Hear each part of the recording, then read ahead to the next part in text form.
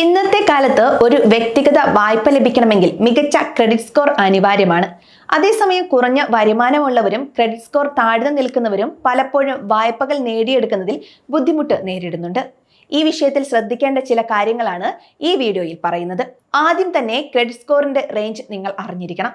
പൊതുവെ 300 മുതൽ 900 വരെയാണ് ക്രെഡിറ്റ് സ്കോർ റേഞ്ച്. നിങ്ങളുടെ ക്രെഡിറ്റ് ചരിത്രം, വായ്പാ തിരിച്ചടവ്, ക്രെഡിറ്റ് കാർഡ് ഉപയോഗം, ആകെയുള്ള കടബാധ്യതകളുടെ മാനേജ്മെന്റ് തുടങ്ങിയവയെല്ലാം പരിഗണിച്ചാണ് ക്രെഡിറ്റ് സ്കോർ കണക്കാക്കുന്നത്. ഉയർന്ന വരുമാനമാണ് നിങ്ങൾക്കുള്ളതെങ്കിൽ കടബാധ്യതകൾ കൈകാര്യം ചെയ്യുന്നത് കുറച്ചുകൂടി എളുപ്പമാക്കുന്നു. എന്നാൽ വരുമാനം കുറവുള്ളവർക്കും ശരിയായ സമീപനത്തിലൂടെ ക്രെഡിറ്റ് സ്കോർ വർദ്ധിപ്പിക്കാൻ സാധിക്കും. ക്രെഡിറ്റ് കാർഡ് ബില്ലുകൾ അടക്കം കൃത്യസമയത്ത് തിരിച്ചടയ്ക്കാൻ ശ്രദ്ധിക്കേണ്ടതാണ്. കൂടാതെ ക്രെഡിറ്റ് യൂട്ടിലൈസേഷൻ അനുപാതം 40% എന്ന തോതിൽ മോഡറേറ്റായി സൂക്ഷിക്കേണ്ടതുമാണ്. ഒന്നിലധികം വായ്പകളുണ്ടെങ്കിൽ അവയുടെ തിരിച്ചടവ്, ക്രെഡിറ്റ് റിപ്പോർട്ട് തുടങ്ങിയവ കൃത്യമായി ട്രാക്ക് ചെയ്യേണ്ടതാണ്. കുറഞ്ഞ വരുമാനമുള്ളവർ ആദ്യം തന്നെ തങ്ങൾ എവിടെയാണ് നിൽക്കുന്നതെന്ന് തിരിച്ചറിയണം. സിബിൽ അടക്കമുള്ള ക്രെഡിറ്റ് ബ്യൂറോകളുടെ റിപ്പോർട്ടിലെ സ്കോർ മനസ്സിലാക്കണം. അടുത്തതായി കൃത്യസമയത്ത് തിരിച്ചടവുകൾ ഉറപ്പാക്കാം.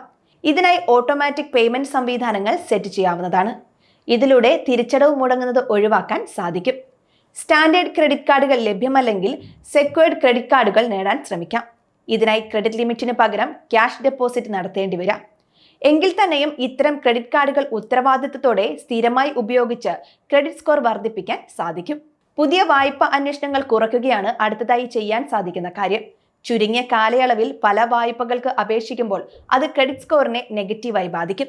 ഇത്തരം വായ്പാ സംബന്ധമായ അന്വേഷണങ്ങൾ ഹാർഡ് എൻക്വയറി എന്ന രീതിയിലാണ് രേഖപ്പെടുത്തുക.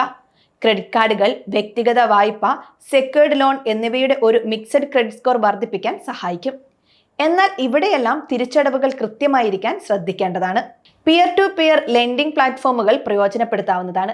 ഇവിടെ വ്യക്തികൾ മറ്റു ആളുകൾക്ക് നേരിട്ട് താരതമ്യേന കുറഞ്ഞ പലിശയിൽ ചുരുങ്ങിയ കാലത്തേക്ക് പണം നൽകുകയാണ് ചെയ്യുക.